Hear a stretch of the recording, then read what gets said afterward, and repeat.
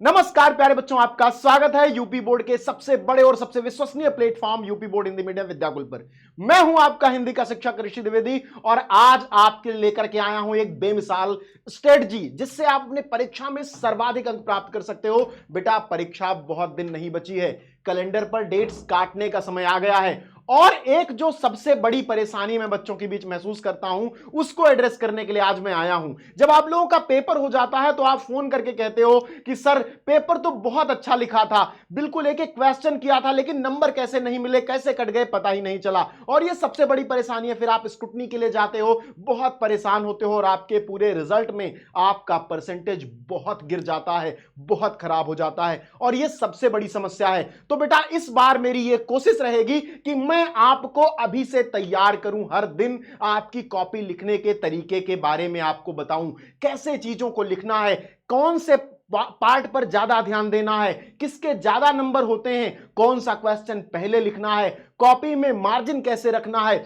हर एक चीज। और वो जो 4-5 गलतियां आप करते हो वो आज ही से देखो क्या होता है। अगर आप किसी रास्ते पर अपनी गाड़ी लेकर के जा रहे हो, पहली बार जा रहे हो, तो 10 स्पीड ब्रेकर पड़ेगा, 10 बार आपको चिंता होगी, 10 बार परेशानी होगी। लेकिन अगर आप उसी रास्ते से वापस लौटोगे तो आप ध्यान रखोगे, आपको पता रहेगा कि स्पीड ब्रेकर है। तो यदि आपको आज ही वो परेशानी पता चल गई तो कल जब आप एग्जाम में बैठकर अपनी कॉपी लिख रहे होगे तो वो गलतियां बिल्कुल नहीं होंगी, वो परेशानियां बिल्कुल पैदा नहीं होंगी जो आपके साथ पैदा होती हो और आप एग्जाम के बाद में कहते हो सर लिखा बहुत अच्छा था लेकिन टाइम कॉपी में नंबर नहीं मिले, सही से स्क्रूटनी करवानी है और तमाम दर्द आपके पैदा हो जाते हैं, रिजल्ट का परसेंटेज खराब हो जाता है जो जीवन भर रहने वाला है। 12th बहुत क्रूसियल है बेटा। और अगर आप इस बार बोर्ड एग्जाम की तैयारी कर रहे हो, इस बार बोर्ड परीक्षा देने जा रहे हो, तो किसी भी विषय में कैसे आपको सर्वाधिक अंक प्राप्त करने हैं वो केवल एक बात पर निर्भर करता है, आपका टाइम मैनेजमेंट और आपका कॉपी लिखने का तरीका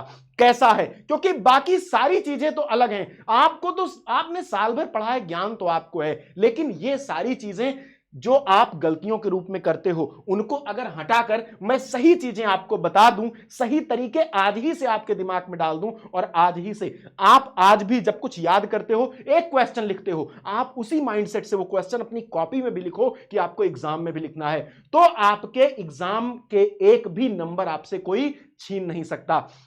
जो सबसे इंपॉर्टेंट बात है हम उस पर सबसे पहले चर्चा करेंगे और वो चर्चा है आपकी किसी भी पेपर के बारे में समझ पैदा करना।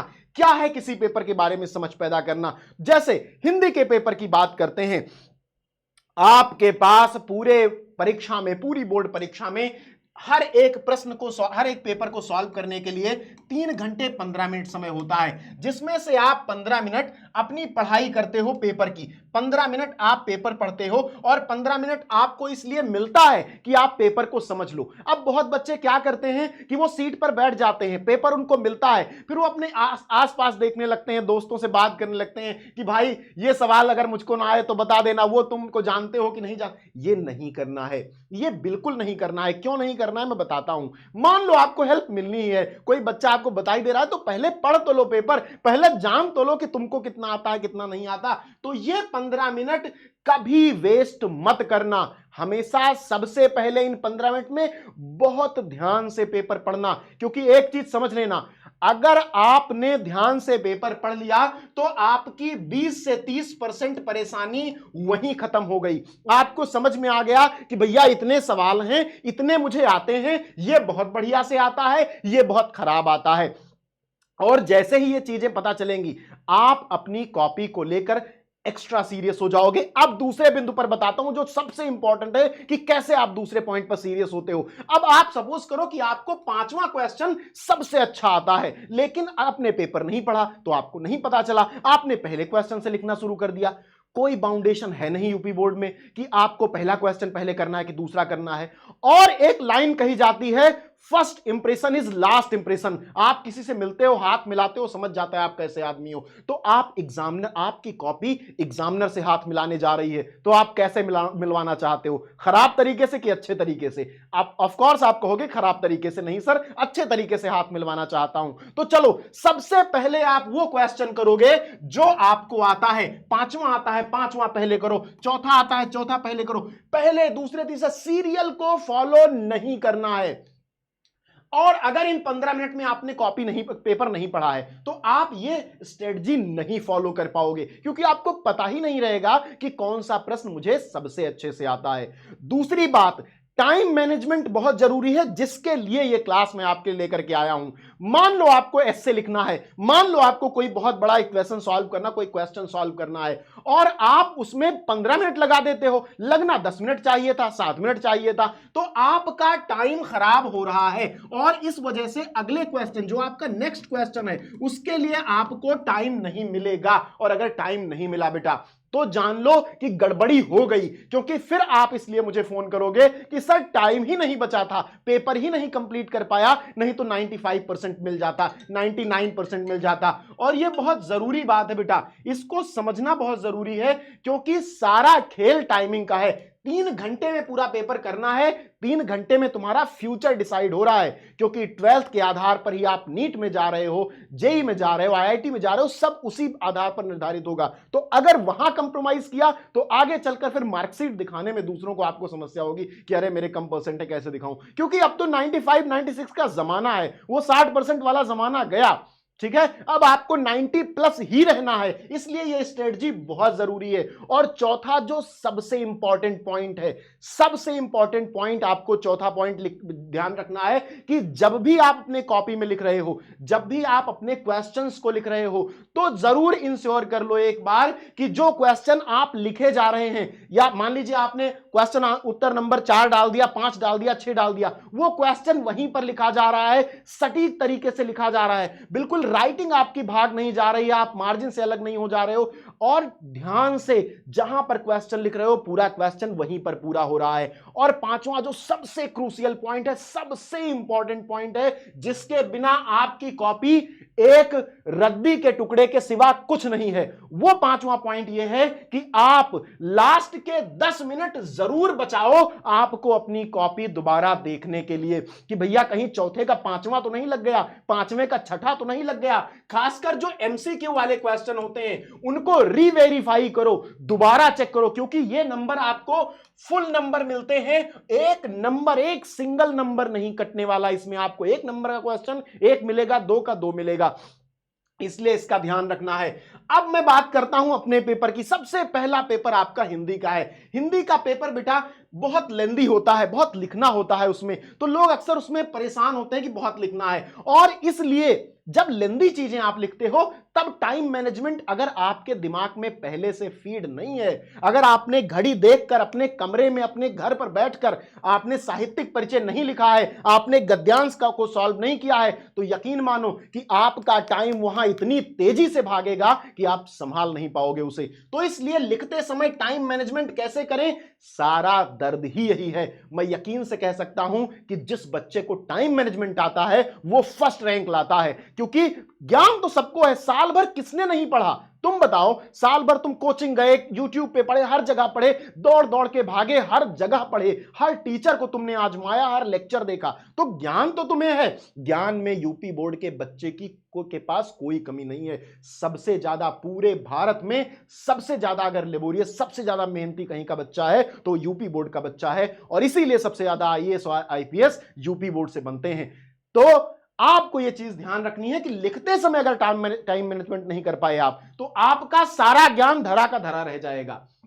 लिखते समय टाइम मैनेजमेंट करें कैसे सर, क्या होता है टाइम मैनेजमेंट, किसने किस क्वेश्चन को कितना समय दें, तो किस प्रश्न को कितना समय दें, यह भी तो जिम्मेदारी है मेरी बताने की, मैं ये बताऊंगा तुम्हें। और कॉपी चेक करते समय एग्जामिनर नंबर कहां कहां काट लेता है वो पता होना चाहिए। हम लोग जब बचपन में चोर सिपाही खेलते थे तो हम वो स्पॉट जानते थे कि कहां से हमें सिपाही दिखेगा, हम छिपे रहेंगे कि सिपाही ना हमको देख ले। तो वो स्पॉट अगर आपको अपनी कॉपी में पता है तो यू आर द जीनियस, तुम्हें बेस्ट मार्क्स मिलने से कोई नहीं रोक सकता। तो ये सारी चीजें आपके साथ क्रिस्टल क्लियर होने वाली है। चलिए शुरू करते हैं, अभी तो शुरू हुआ है खेल, अब खेल के सारे चरण मैं आपको बताऊंगा। मैं एक असम्पशन करता हूं कि आपके पास एक पेपर है, आप समझ लो, एक दिमाग लगाओ और अपने दिमाग में इमेजिनेशन क्रिएट करो कि आप हिंदी का पेपर लेके बैठे हो। अब आपको सर बताने वाले हैं कि भैया हिंदी का पेपर लिखा कैसे जाएगा। तो हमारे पास 3 घंटे में पूरा पेपर करने के लिए 2 खंड होते हैं। खंड का इससे आता है 50 नंबर। खंड ख, इससे आता है 50 नंबर। आपको बहुविकल्पीय प्रश्न मिलते हैं बेटा कितने नंबर के? 5 गद्य 5 पद्य 10 के मिलते हैं। कुछ बच्चों को कंफ्यूजन है कि सर 20 आने वाले हैं, नहीं 10 ही आने वाला है। आयोग की वेबसाइट पर उपलब्ध मॉडल पेपर भी 10 ही का है, चिंता मत करो। गद्यांश और पद्यांश पर आधारित प्रश्न, गद्यांश के 10 नंबर, पद्यांश के 10 नंबर, 20 नंबर। लेखक और कवि का साहित्यिक परिचय 5 नंबर गद्य का, 5 नंबर पद्य का, 10 नंबर। कहानी 5 नंबर की, खंड काव्य 5 नंबर का, जोड़ लो 10 20 30 10 40 10 50, 50 नंबर का आपका खंड का हो गया। खंड का में संस्कृत गद्य और श्लोक का, संस्कृत गद्य का 7 नंबर, श्लोक का 7 नंबर, ये हो गया 14 नंबर। हिंदी व्याकरण और अपठित गद्यांश दोनों मिला करके होते हैं 15 नंबर, ठीक है।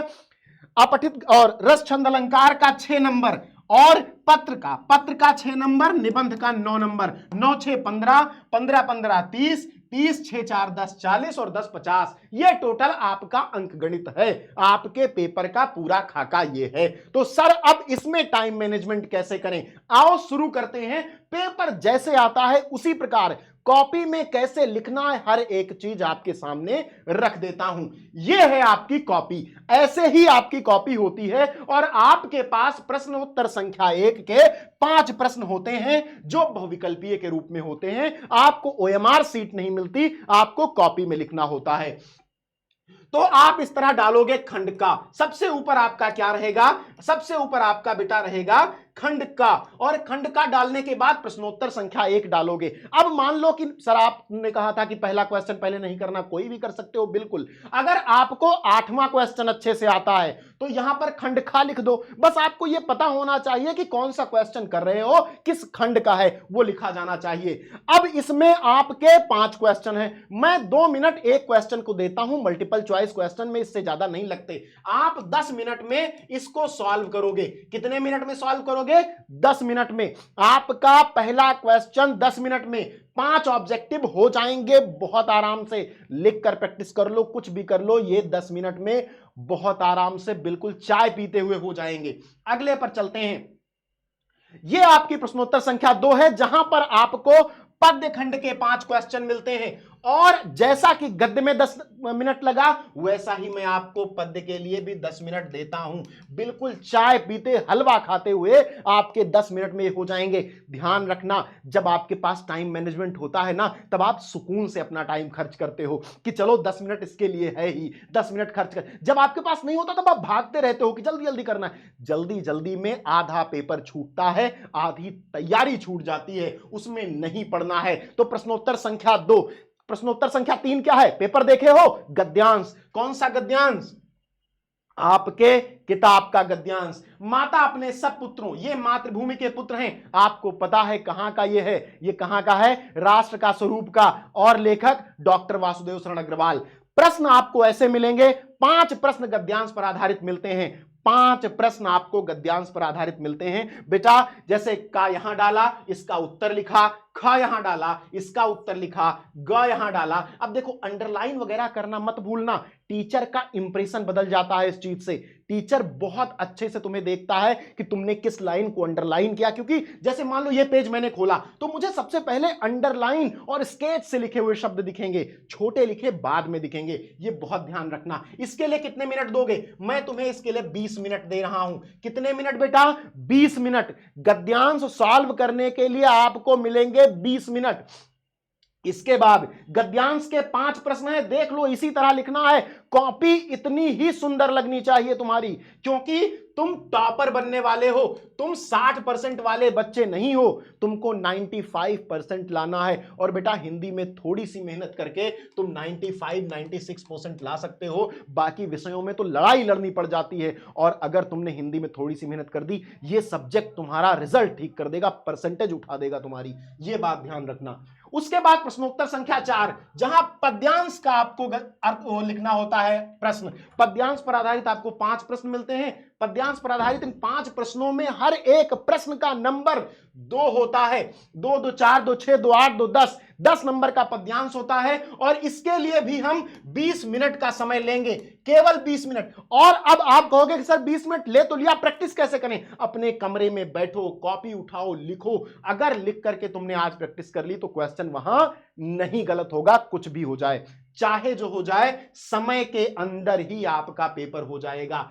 कवि का नाम, पाठ का नाम अंडरलाइन करना मत भूलना, बिल्कुल मत भूलना, क्योंकि एग्जामिनर तुम्हारा पूरा उत्तर नहीं पढ़ेगा, वो देखेगा कि पाठ का नाम सही लिखा है, हाँ पवन दूती का, लेखक का नाम हाँ अयोध्या सिंह उपाध्याय, और बस खुश, पूरा नंबर लो, क्योंकि 2 ही नंबर है, क्या ही काट लेगा? 1 नंबर पाठ के नाम का, 1 नंबर कवि के नाम का हो गया, इसमें क्या काटेगा वो आदमी? अगला है आपका साहित्यिक परिचय। मैं हमेशा कहता हूं बच्चों से कि अगर आप आज ही से अपने साहित्यिक परिचय लिखने की स्ट्रेटजी नहीं ठीक करोगे तो 80 शब्दों में आपका साहित्यिक परिचय नहीं पूरा होगा और आप पछताओगे, तड़पोगे कि अगर सही कर लेता तो ये आपके 5 के 5 नंबर, जो कि ये लेखक का साहित्यिक परिचय है। लेखक के साहित्यिक परिचय का 5 नंबर मिलता है बेटा, और कवि के 5 नंबर, दोनों साहित्यिक परिचय मिलाकर 10 नंबर। तो सबसे पहले यहां पर मैंने फॉर्मूला लिखा है साहित्यिक परिचय का, संक्षिप्त परिचय प्लस साहित्य में योगदान। तो आप इस तरह संक्षिप्त परिचय लिखोगे, जन्म स्थान, जन्म, मृत्यु, पिता माता, शिक्षा, शैली, भाषा, प्रमुख रचनाएं। रचनाएं भी आपको यही लिख देनी है जिनसे बाद में लिखने की परेशानी ना रहे, क्योंकि आपसे साहित्यिक परिचय और रचनाएं पूछी जाती हैं। रचनाएं आपने लिख दी, ये आपका हो गया। उसके बाद आप साहित्यिक परिचय, साहित्य में योगदान लिखोगे। साहित्य में योगदान 2 पेज हो गया, 2 पेज में आपका 5 नंबर आपको बहुत आराम से मिल जाएगा। ये 2 से 2.5 भी हो जाए तो कोई दिक्कत नहीं है, 4 नहीं होना चाहिए, क्योंकि हमें 80 से 100 शब्द में ही लिखना है। पेपर में मेंशन होता है, साफ साफ लिखा होता है कि 80 शब्दों में लिखना है, ये बात आपको ध्यान रखनी है। उसके बाद हम आ जाते हैं प्रश्नोत्तर संख्या 5 पर। यहां कवि का साहित्यिक परिचय पूछा जाता है, वही स्ट्रेटजी फॉलो करेंगे, संक्षिप्त परिचय प्लस साहित्यिक योगदान। और आप देखोगे कि यह महादेव वर्मा का संक्षिप्त परिचय है, जन्म स्थान, जन्म, मृत्यु, पिता माता, शिक्षा, साहित्य आंदोलन, भाषा, प्रमुख रचनाएं, पुरस्कार, सब कुछ यहां आपका हो गया, कुछ भी नहीं छूटा। लेखक को, एग्जामिनर को पता चल गया कि बच्चे को सब याद है, बहुत अच्छे से पता है। उसके बाद आपने यहां पर उनका साहित्यिक परिचय लिख दिया। आपने बहुत खूबसूरती के साथ हेडिंग डालकर इसे अंडरलाइन करके पूरा लिख दिया। अब इसमें सर कितना टाइम खर्च करना है? तो बेटा हर एक के लिए 10 मिनट, एक साहित्यिक परिचय 10 मिनट में आपको लिखना है, एक साहित्यिक परिचय। और लिख करके देख लो, एक साहित्यिक परिचय में 10 मिनट से ज्यादा नहीं लगता, 7 मिनट इसमें लगेगा, 7 मिनट आपको इसमें लगेगा, और इसके पहले वाला जो संक्षिप्त परिचय मैंने बताया 3 से 4 मिनट इसमें लगेगा। तो आपको 10 मिनट अपने कमरे में बैठो, कलम उठाओ, और चाहे यहां से देखकर चाहे अपने किताब से देखकर एक साहित्यिक परिचय लिखने की अभी प्रैक्टिस करो और उसे 10 मिनट में पूरा करो। 11 होता है, 4 बार प्रैक्टिस करो, लेकिन वो 10 पे लेके आओ, उसको कुछ भी करो, क्योंकि मैं चाहता हूं कि मेरा कोई भी बच्चा एग्जाम के बाद मुझे फोन करके ये ना कहे कि सर टाइम की वजह से पेपर खराब हो गया, या सर कॉपी ठीक से लिखा था लेकिन नंबर गलत कट गया। क्योंकि जब इस तरह लिखोगे तो किसी के माई के लाल में हिम्मत नहीं है कि तुम्हारा 1 नंबर काट ले, उसके लिए तो मैं खड़ा ही हूं, उसकी चिंता तुम्हें नहीं करनी है। तुम्हें बस उन सभी तरीकों को फॉलो करना है जो मैं तुम्हें बता रहा हूं, क्योंकि अब देर नहीं कीजिए केशव, अब शेर नहीं कीजिए केशव, अब समय नहीं है तुम्हें सोचने का। साल भर बीत गया, जुमा जुमा हफ्ता भर एग्जाम है, आज सोओगे कल उठोगे पेपर आ जाएगा, ठीक है? तो अब इतना ज्यादा समय नहीं है सोचने का, अब स्ट्रेटजी पर काम करने का समय है। अगला प्रश्न क्या है आपका? पंचलाइट कहानी का सारांश। पंचलाइट कहानी का सारांश भी आपको 80 शब्द में लिखना होता है बेटा, 80 शब्द में लिखना होता है, और इसको भी आपको 5 से 10 मिनट में वाइंड अप करना है, 5 से 10 मिनट में करना है, 80 शब्दों में लिखना होता है। इस तरह आप हेडिंग डालोगे, किसी का कहानी का सारांश पूछ ले, किसी कहानी का उद्देश्य पूछ ले, किसी कहानी के पात्रों का परिचय, वो सब कुछ तो मैंने आपको पढ़ाया ही है। प्रश्नोत्तर संख्या 6, कहानी, आप कहानी का सारांश, कहानी की भाषा शैली, कहानी का उद्देश्य, पात्रों का चरित्र चित्रण, कुछ भी पूछ ले, आपको ये 5 से 10 मिनट में लिखना है। और इसको आपको 2 से ढाई पेज में लिखना है, बस 2 से ढाई पेज में लिखना है और आपको 5 से 10 मिनट में लिखना है, यह बात ध्यान रखनी है। अगले प्रश्न पर आते हैं, प्रश्नोत्तर संख्या 6, जो हर जिले का अलग अलग होता है, इसे हम कहते हैं खंड काव्य। खंड काव्य हर जिले का अलग अलग होता है। सर खंड काव्य में कितना समय खर्च करें? बेटा खंड काव्य में थोड़ा समय लगता है, 15 मिनट लगाओ, खंड काव्य में 15 मिनट लगाओ। और जो मैं बता रहा हूं लास्ट में तुम्हें एक ऐसा तरीका, एक ऐसा टाइम टेबल, एक ऐसी ट्रिक देने वाला हूं कि ये सारी चिंता, तुम अभी जितना कंफ्यूजन में हो कि सर 15 मिनट इसके लिए 10 मिनट क्या करें, अभी सब क्लियर हो जाएगा। बस बने रहो मेरे साथ और इस सेशन को अपने सभी साथियों को शेयर कर देना। सबका भला हो। लड़ाई में तब मजा आता है बेटा ना जब सेनाएं खड़ी हों। अकेले लड़े तो क्या लड़े, सबको बुलाओ, सब मिलकर लड़ो। प्रतिस्पर्धा में जीतने का जो मजा है वो ईर्ष्या में जीतने का नहीं है। ईर्ष्याएं व्यक्ति को मार देती हैं, प्रतिस्पर्धाएं व्यक्ति को ऊपर ले जाती हैं, ये ध्यान रखना। जैसे रश्मिरथी के नायक कर्ण का चरित्र चित्रण सोचो आप। कर्ण अर्जुन से ईर्ष्या करता था, इसीलिए मारा गया। कर्ण अर्जुन से ईर्ष्या करता था, वो अर्जुन को मारना, अर्जुन कर्ण से ईर्ष्या नहीं करता था। अर्जुन तो केवल अपने भाइयों, अपने राज्य, अपने परिवार के बारे में सोचता था, लेकिन यह हमेशा सोचता था कि मैं इस दुनिया का महान धनुर्धर बन जाऊं। ठीक है, ग्रहों को खींच लाना चाहता हूं, उंगलियों पर नचाना चाहता हूं। क्या अद्भुत रश्मिरथी लिखा है रामधारी सिंह दिनकर जी ने। कभी मौका मिले तो पढ़ना, खंड का भी कुछ लोग बच्चों में होगा। तो आपको इसके लिए बेटा 15 मिनट का समय खर्च करना है और इसको आपको 2 से ढाई पेज, 3 पेज तक लिखना है।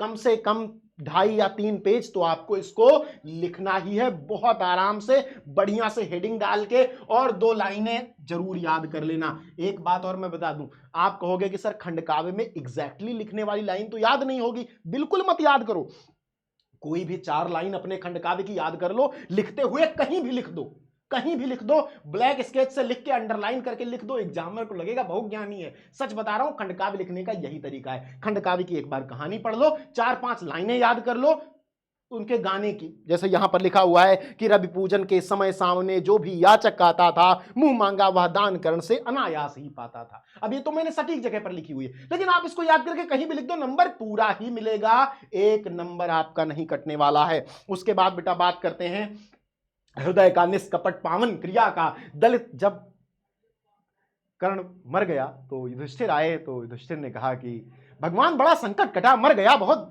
बहुत कठोर शत्रु था, बड़ा परेशान था। तो कर्ण ने कहा, तो कृष्ण ने कहा कि युधिष्ठिर जी रुकिए, हृदय का निष्कपट पावन क्रिया का बड़ा चरित्र था कर्ण का, दलित हारक समुद्धारक त्रिया का, बड़ा बेजोड़ दानी था, सदैव था। युधिष्ठिर कर्ण का अद्भुत हृदय था।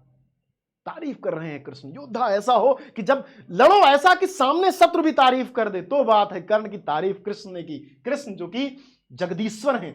ठीक है, प्रश्न संख्या 8 पर आते हैं बेटा। प्रश्न संख्या 8 क्या है? संस्कृत वाला, 8 का संस्कृत गद्यांश, 8 का क्या है? संस्कृत गद्यांश। और ये कितने नंबर का आता है? ये आपका आता है 7 नंबर का। इसके लिए आपको कितना समय खर्च करना है बेटा? तो हम इसके लिए 15 मिनट का समय निर्धारित करते हैं। 15 मिनट में इसको आपको लिखना है, 15 मिनट में इसको आपको लिखना है। संस्कृत दिग्दर्शिका, मैं इसके लिए 10 मिनट का समय आपको देना चाहता हूं, लेकिन अगर आपको कठिनाई हो रही है तो आप 15 मिनट ले लो। समय 10 मिनट का बहुत है संस्कृत का गद्यांश का अनुवाद करने के लिए। क्यों? क्योंकि इसमें व्याख्या नहीं करनी है, इसमें बस आपको संकेत दिया ही रहेगा, बस आपको संदर्भ लिख देना है और उसके बाद अनुवाद कर देना है। ध्यान रखना, संदर्भ ऐसे ही लिखना, आप बढ़िया से अंडरलाइन कर देना बेटा। इसका 2 नंबर अलग से है, इसका 5 नंबर अलग से है, दोनों जोड़ के 7 नंबर है। बहुत सुंदर तरीके से लिखोगे पूरा, कोई माई का लाल एक रत्ती नंबर नहीं काट सकता तुम्हारा अगर तुम सुंदरता। क्यों काटेगा भाई? कोई दुश्मन थोड़ी ना तुम्हारा है, तुम गलती करते हो, तुम नहीं समझते हो, इसलिए आपकी बार ये गलती मेरे किसी भी बच्चे से ना हो। ये क्लास है और ये क्लास सब तक पहुंचाओ कि कोई भी गलती ना करे इस बार इन सब चीजों की। उसके बाद खंड खा में आ जाते हैं। खंड खा का क्वेश्चन नंबर 8, जहां पर हम लोग देखते हैं श्लोक, न चौरहार्यम न च राजहार्यम न भ्रातिभाज्यम न च भारकारी वे कृते वर्धत एवं नित्यम विद्याधनम सर्वधनम प्रधानम। चोर चुरा लेने से कोई फर्क नहीं पड़ता, राजा छीन नहीं सकता, भाई बांट नहीं सकता। अगर किसी को दान देते हो विद्या का तो धन बढ़ता ही जाता है। ठीक है, विद्याधनम सर्वधनम प्रधानम, विद्या का धन सबसे प्रधान है। इसका भी संदर्भ और अनुवाद लिखना है। अनुवाद, ये सारी चीजें मैंने बहुत विस्तार से पढ़ाई है वीडियो सेक्शन में, पूरी वीडियो देखो। 2-2 4-4 लाख बच्चों ने देखा है, बहुत ज्यादा बच्चों ने देखा। आप जाओ तैयारी करो, एक क्लास देखो पूरी खत्म। और बहुत जल्द मैं आपके लिए पूरी संस्कृत का एक सिंगल वीडियो, जितने भी चैप्टर सारे एक बार में बैठो 3 घंटे में खत्म करो, 3 घंटे में तुम अपने पूरे 14 नंबर लेके भागो, ऐसी एक क्लास लेके आने वाला हूं आपके लिए, चिंता नहीं करनी है। फिर 9वां प्रश्न आता है, यहां से व्याकरण शुरू हो जाता है। आपको सबसे पहले लोकोक्ति का अर्थ और वाक्य प्रयोग लिखना होता है। तो पहले आप लोकोक्ति लिखकर इस तरह लिख दोगे, जिससे क्या होगा, एग्जामिनर को टाइम नहीं खर्च करना पड़ेगा कि कौन सी लोकोक्ति का लिखा है। ध्यान रखना, जब भी तुम एग्जामिनर से टाइम खर्च करवाओगे, एग्जामिनर तुम्हारा नंबर काटेगा। इतना आसान बना दो एग्जामिनर के लिए लड़ाई कि एग्जामिनर देखते ही समझ जाए कि तुमने क्या लिखा है और उसको नंबर दे दे। इसका सबसे पहले अर्थ लिखोगे, उसके बाद वाक्य प्रयोग लिखोगे। ध्यान रखना, वाक्य प्रयोग को हमेशा अंडरलाइन कर देना या ब्लैक स्केच से लिखना। ब्लैक स्केच थोड़ा मोटी हो जाती है, ब्लैक पेन से लिखना तो ज्यादा अच्छा लगेगा। उसके बाद 10वां नंबर आता है आपका अपठित गद्यांश वाला। एक चीज ध्यान रखना, कुछ बच्चे क्या करते हैं कि अपठित गद्यांश का प्रश्न का उत्तर लिख देते हैं। एक बहुत बहुत ध्यान रखना इस चीज का, क्योंकि अपठित गद्यांश में भी 2 दिया रहता है, और करके अथवा करके दिया रहता है। अब तुमने तो उत्तर लिख दिया, एग्जामिनर सोच रहा है भैया पहले वाले का लिखा कि दूसरे वाले का लिखा, तो ध्यान रहे संकेत इसमें भी लिख देना। अपठित गद्यांश के शुरुआत की 4 लाइन और 4 शब्द और अंत के 4 शब्द लिख देना, वो तुरंत जान जाएगा कौन सा है और खुश होकर तुम्हें 1 नंबर एक्स्ट्रा देगा, क्योंकि 99% बच्चों ने नहीं किया होगा ये चीज।